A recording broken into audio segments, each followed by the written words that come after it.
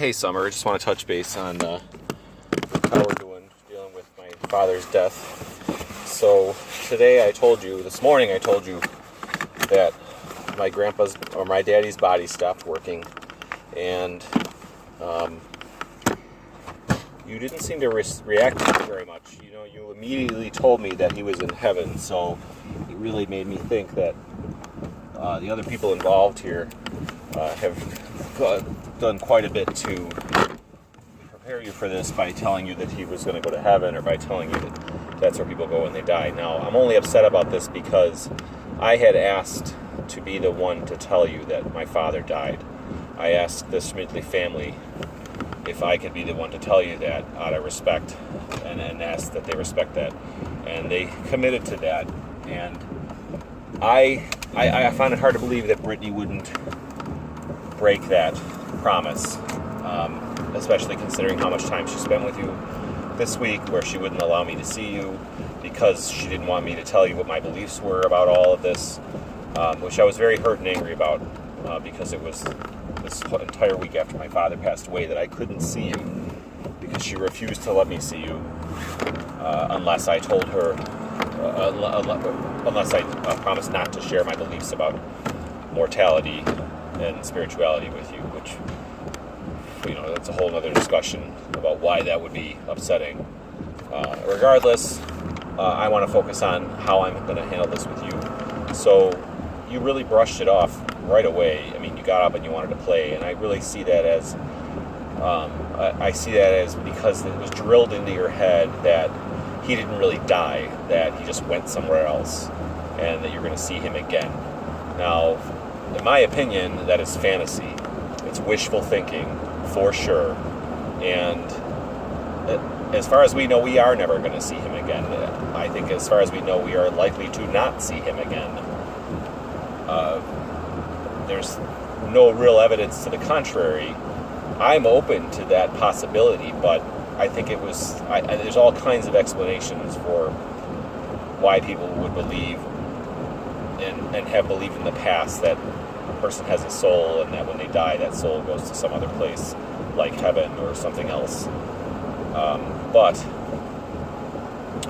you really brushed it off, and so I decided, first of all, that I wasn't just going to be sad and depressed all day with you, or angry, not at you, but at the other people involved in this, and that I was going to continue to focus on trying to just be a good dad and to nurture you. And I think that was a wise thing to do for a lot of reasons. And we did that. We did some very nurturing things today. We had a lot of fun. We talked and we did our normal thing, where I think we really have a good time together.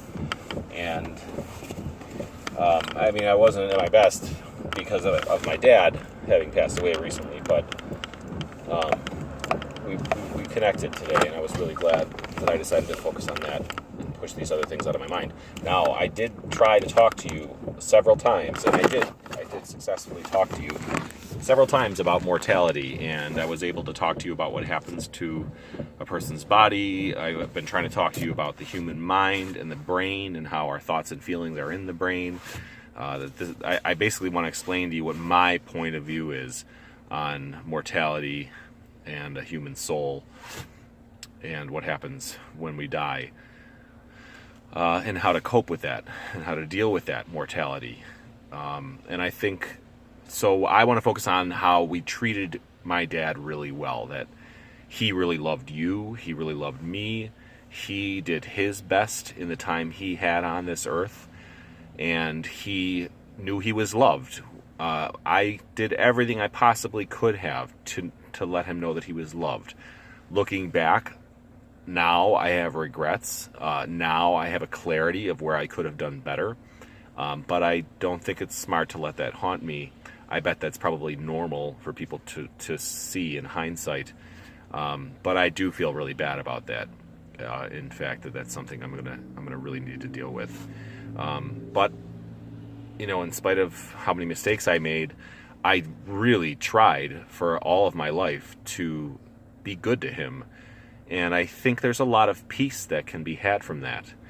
And I just want to share that with you, that we did our best, we lived the best that we could while he was here.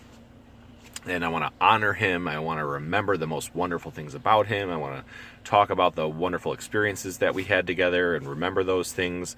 I want to live the life that he would want me to live. I want to succeed in my life in every way, and in the most important ways, in the ways that he would be proud of. And I think that that's the smartest way to deal with death. I don't think it's smart to pretend that he's in some other place and that he still exists. I actually talked to you about cemeteries today because we drove by one. I talked to you and explained how that's where people go when they die, and that their bodies turn into dirt. That their bodies turn into dirt, and then the trees use that dirt, the birds use that dirt, and then that person then becomes one with the world.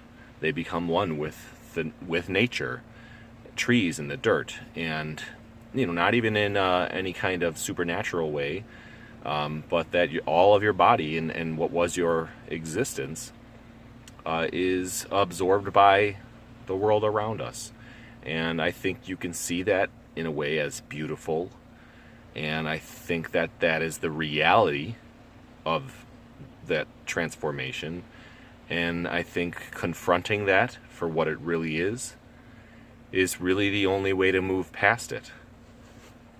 So that's what I want to share with you, and I hope we can go through that together. I love you very much.